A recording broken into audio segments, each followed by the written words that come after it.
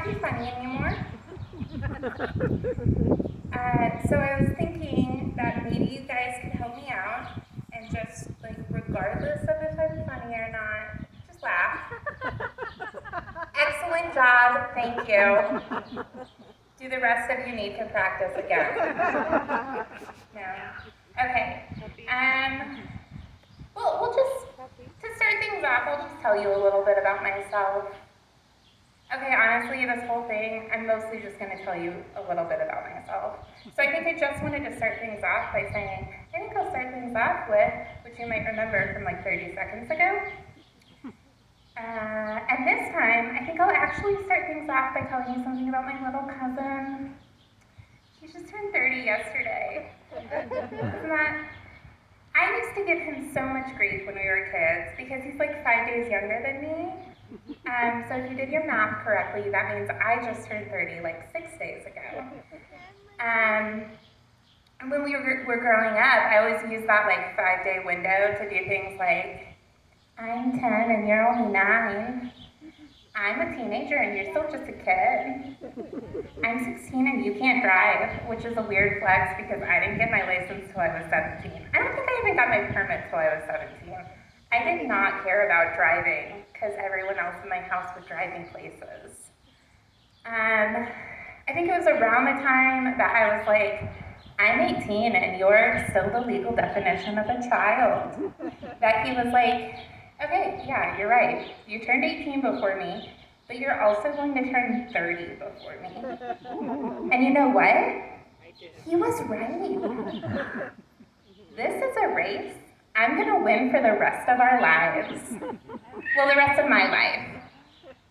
Don't think too hard about that, because you know the day I lose that race.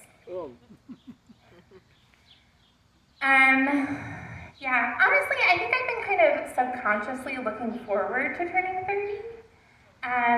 We can blame that on my lifelong crush on Jennifer Gardner, aka everyone's 90s dream girl, and the cinematic masterpiece that is 13 going on 30, which taught me that at this point in my life, I'd be 30, flirty, and thriving, which is a phrase that if you don't recognize, I suggest you watch 13 going on 30.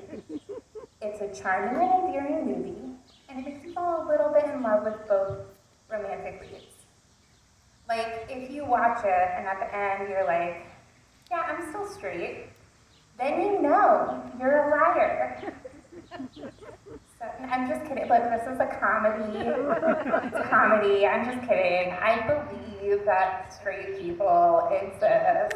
So, this is actually, I don't know how well you guys can see, but look, I just winked that eye, and that's really exciting for me because like a month ago, this half of my face stopped working. But now it works again. Yay! Thank you. Okay, so as I was saying, I think I've been subconsciously looking forward to being 30, and I say that because about a month ago, maybe 2 months, I had a dream that was like a nightmare, okay? Or just a dream. I might be exaggerating, comedic effect. Anyway, I had this stress dream that I was in a college classroom, and my brother said about me and all of my peers, you're all like 22. And my dream self was like, no. I'm almost 30. And my brother in my dream was like, no, you're like 22. So we had to spend the remainder of the dream doing math to prove that I'm like 30. So maybe I wasn't exaggerating when I said it was a nightmare, and you guys should be sorry for calling me overdramatic in your brains. I think part of that, like in my dream knowledge, is that like at this point in my life, in my real life, but also I guess like my dream self was experiencing this. It's like I have a partner who's like a little bit older than me. Not a significant amount, but if I was 22, I'd definitely be too young for them. And already, it was like, before we started dating, they kind of said I was too young for them. So if I was 22, it would be a real bummer, because I wouldn't get to date them. And that would be sad, because really like them. But yeah, before we started dating, they said, I can't date you because you are, and I quote, a literal baby. And I was like, that's the rudest thing anyone's ever said to me. I don't think I even liked being called a literal baby when I was a literal baby. I liked being called Principessa Katie Reina Piccolo Bambina, which is the proper way to address me. Thanks to Dad. Yeah. If you're my dad. If you're not my dad and you try to call me the name my father uses for me, I will act like a 12-year-old who's like single mom, just started dating, and I'll like stomp my feet and be like, you're not my dad and you never will be. I'm assuming from movies that's what would happen. But yeah, I was kind of like, yeah, that's rude. I'm not a literal baby. I did not grow all this luscious silver hair. Thanks, Mom. To be told I was too young to date someone I wanted to date. And then they caved. They were like, yeah, you're right. And they started dating me. And once again, I won. I'm always gonna win because I am Principessa Katie Reina Piccolo Bambina, and I was not born to lose. Thank you. Thanks.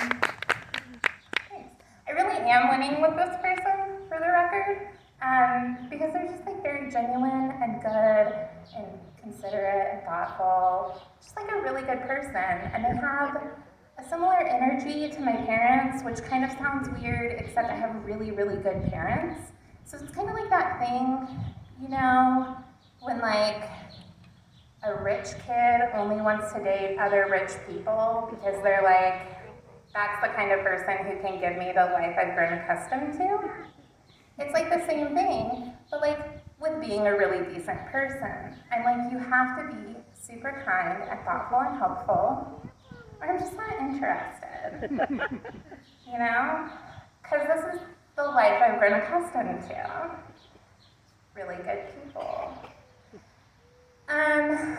I think I also kind of lucked out because before we started dating, I was doing like the online dating thing. And honestly, I almost got murdered. Look, I know, it's kind of scary, but I'm gonna tell you what happened. I was like talking to this guy, and we were gonna go on a date. And he texted me like the day before, and he was like, so have you told anybody you're going on a date tomorrow? And I was like, now I've told everybody. Everyone I know. And I was like, okay, I'm sure it's fine. I'm sure he's just like excited and he wants to know, like, am I equally excited? Which I'm probably not, you know. So I did, I like started telling everyone. I told my brother, I was like, this is where I'm gonna be, this is when I'm gonna be there. And Ash was like, Katrina, I don't have a car. You should have picked a place on the bus line. Which is a good point. And I was like, just, you know, if I don't text you at this time, assume I'm dead. And like send out the, I don't know, police or something. But I told a friend of mine, and I was like, hey, this is a weird thing that's happened. And she was like, you can't go, he's gonna kill you. And I was like, I don't think he's really gonna kill me. He's like a youth minister or something. And my friend, who's super helpful, was just like, so was the BTK killer. And I was like, gee, thanks. Anyway, I survived it, obviously. And now it's like, just funny. He didn't try to kill me, and it was a questionable decision that I went, but it was fine. I didn't agree to go to any second locations, which is a hot tip if you're dating. Yeah, so I'm gonna be honest, I've kind of petered out on material here, and I'm gonna end just by telling you a joke that I was told by someone on the street when I was on the way over here. Are you ready? Yes. Okay. What does a lawyer wear to work? A lawsuit. Thank you.